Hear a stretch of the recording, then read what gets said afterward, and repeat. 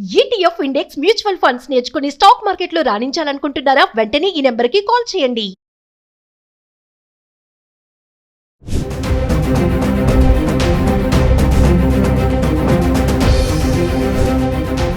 నమస్తే, welcome back to Suman TV. ప్రస్తుతం మనతో పాటు ఉన్నారు అనలిస్ట్ మందరి కృష్ణారెడ్డి గారు. నమస్తే సార్. నమస్తే అమ్మా. సార్, మామూలుగా గతంలో చాలా చూసాం మనం ఈ సీసీ కెమెరాస్, హిడెన్ కెమెరాస్ అంటారు కదా. చాలా మంది మహిళలు ట్రయల్ రూమ్కి వెళ్ళినప్పుడు కానీ, వాష్రూమ్స్కి వెళ్ళినప్పుడు కానీ, ఎక్కడైనా మూవీస్కి వెళ్ళినప్పుడు కానీ, అంటే కొన్ని గమనించుతూ ఉంటారు. కొంతమంది అయితే చూస్తారు, అటు ఇటు చూసుకొని చేయడం. ట్రయల్ రూమ్కి వెళ్ళినా కూడా అది ఎక్కడ పెడుతున్నారు అనేది కూడా వీళ్ళకి తెలియదు అసలు. బట్ కెమెరాస్ అయితే ఉంటున్నాయి. రీసెంట్గా బెంగళూరులో జరిగిన ఇన్సిడెంట్ చూస్తుంటే కొలీగ్ వాళ్ళ వీడియోస్ని ఇతను ఇంకా వాష్రూమ్లోనే పెట్టాడంట. ఇతను కూడా ఉన్నాడు వాష్రూమ్లోనే. సో ఎలా జరిగింది అనేది పోలీసులు వివరాలు ఇంకా తెలియచేయాలి. ఒకసారి మనం అవేర్నెస్గా మహిళలు ఎలాంటి జాగ్రత్తలు తీసుకోవాలి హిడెన్ కెమెరాస్ ఉంటే అంటే ఏం చెప్తారు? బెంగళూరులో ఇన్ఫోసిస్లో జరిగినటువంటి సంఘటన ఇది. సాటి ఉద్యోగి అంటే లేడీస్ వాష్రూమ్ లోపల అతను మామూలుగా ఫోన్ పెట్టడము, కెమెరా పెట్టి వెనక్కి రాలేదు. అతను స్వయంగా అతను చిత్రీకరిస్తున్నట్టుగా కనబడింది. అంటే ఆ అమ్మాయి వాష్రూమ్లోకి వెళ్ళిన తర్వాత ఏదో కదలికలు జరుగుతున్నట్టుగా, ఎవరో మూవ్ అవుతున్నట్టుగా అనుమానం వచ్చింది. బహుశా అక్కడ ఏమన్నా మరి కర్టెన్స్ లాంటివి వేసుకున్నాయో ఏం జరిగిందో మనకు పూర్తిగా తెలియదు. ఏదేమైనప్పటికీ ఎవరో ఒకరు తనను గమనిస్తున్నట్టుగా, అక్కడ ఇంకొకరు వ్యక్తి ఉన్నట్టుగా తనకు అనుమానం వచ్చి వెంటనే తన అలారం మోగించడం జరిగింది.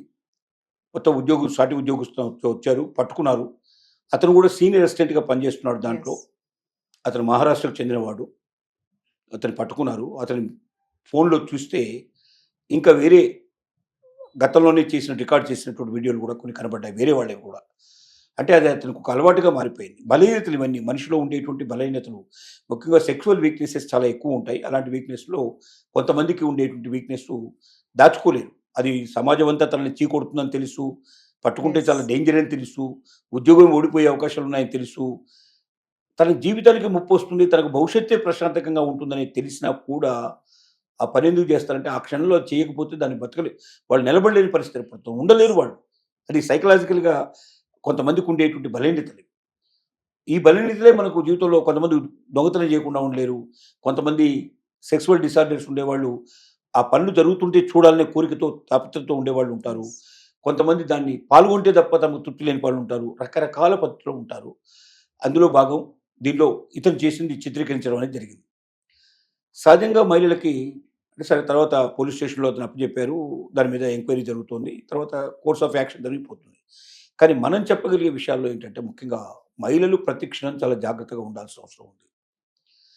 ఒకటి, వాష్రూమ్లోకి వెళ్ళినప్పుడు తమ ఇంట్లో ఉన్న వాష్రూమ్లో కాకుండా జనరల్గా తమ ఇంట్లో తనకు భద్రత ఉంటుందని నమ్మకాలు ఉంటాయి కాబట్టి దాని గురించి ఇబ్బంది లేదు. బయట ఎక్కడైనా వాష్రూమ్లోకి వెళ్ళినప్పుడు చాలా జాగ్రత్తగా ఉండాల్సిన అవసరం ఉంది. ట్రయల్ రూమ్స్లో వెళ్ళినప్పుడు చాలా జాగ్రత్తగా ఉండాల్సిన అవసరం ఉంది. హోటల్స్లో రూమ్స్ తీసుకున్నప్పుడు కూడా చాలా జాగ్రత్తగా ఉండాల్సిన అవసరం ఉంది.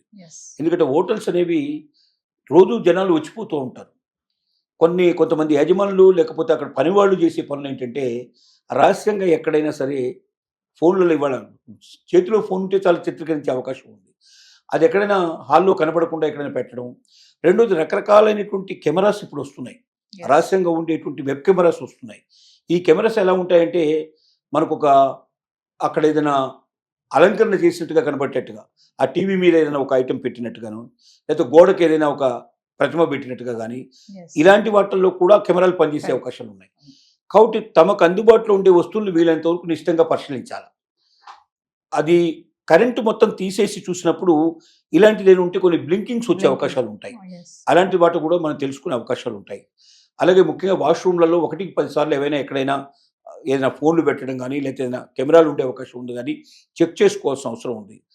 ట్రయల్ రూమ్లో కూడా చెక్ చేసుకోవాల్సిన అవసరం ఉంది. ఇంత జరిగినా కూడా ఇన్స్పైట్ ఆఫ్ ఏదైనా జరిగే అవకాశాలు ఉండవని చెప్పడానికి వీల్లేదు.